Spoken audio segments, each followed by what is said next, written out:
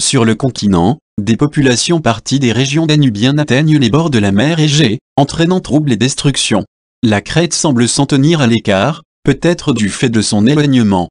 Vers 1750, 1700 avenue J, C, les premiers palais disparaissent sans que l'on puisse dire si ce fut à cause d'invasions extérieures, d'une révolution contre des maîtres devenus trop exigeants, ou encore d'un tremblement de terre.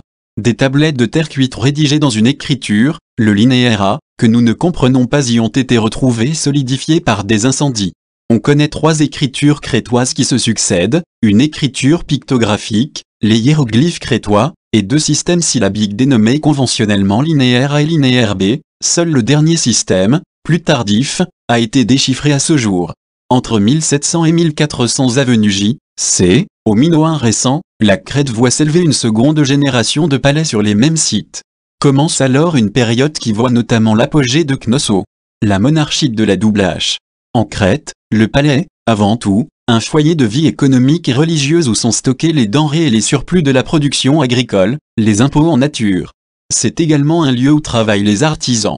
Peuplé de fonctionnaires, comme en témoignent les tablettes d'argile ou les sceaux qui servaient à la comptabilité, il est un centre à partir duquel est gouverné l'arrière-pays et n'est donc pas uniquement une résidence princière.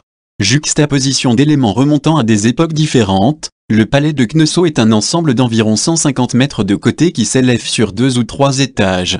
Autour d'une cour centrale, dans laquelle ont été retrouvés des hôtels et des fosses pour sacrifices, s'organisent les appartements, les salles d'apparat, les bureaux et les quartiers secondaires, où les cours, souvent très petites, se multiplient jusqu'à donner l'impression d'un labyrinthe.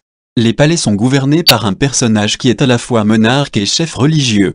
Sur les fresques qui ornent la salle du trône de Knossos, Minos, roi légendaire, entouré de fleurs de lys, tient un sceptre et la double hache, l'abri, symbole souvent représenté, qui a donné son nom au palais, le labyrinthe.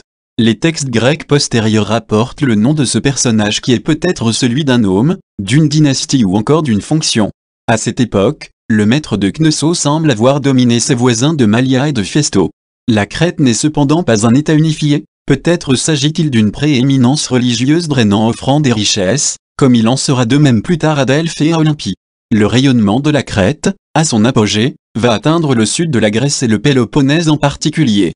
Depuis le 2e millénaire, cette région est soumise à des bandes d'envahisseurs indo-européens, premier fonds de peuplement grec qui, à partir du XVIe siècle avenue J, C, fondent des établissements importants à Mycène et à Tirynthe.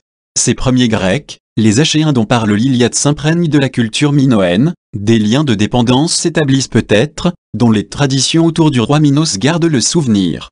Mais, à partir de 1450 avenue J, C, les palais sont détruits pour la seconde fois.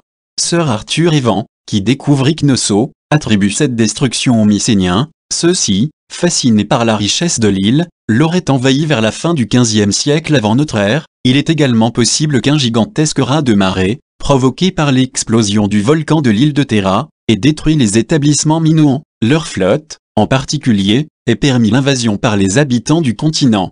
La douceur de vivre. Les vestiges de l'art minoen parvenus jusqu'à nous donnent une impression de douceur de vivre, d'harmonie et de luxe, impression partagée par les anciens. Homère, au 8e siècle avenue J, C, parlait de la Crète comme d'une île belle, grasse, bien arrosée, aux hommes nombreux à l'infini et aux 90 villes. Sur cette île montagneuse où la période de sécheresse estivale est longue, la production de céréales, blé et orge est insuffisante. En revanche, les arbres fruitiers, la vigne, l'olivier ainsi que les ruches produisent des surplus qui sont stockés. Les Crétois vivent aussi des produits de la mer, la pêche est active, de même que le murex, coquillage duquel on tire la pourpre. Les potiers fabriquent des céramiques très fines, ce qui prouve l'existence de tours à rotation rapide, travaillent le bronze, connaissent la soudure et pratiquent l'orfèvrerie et l'incrustation.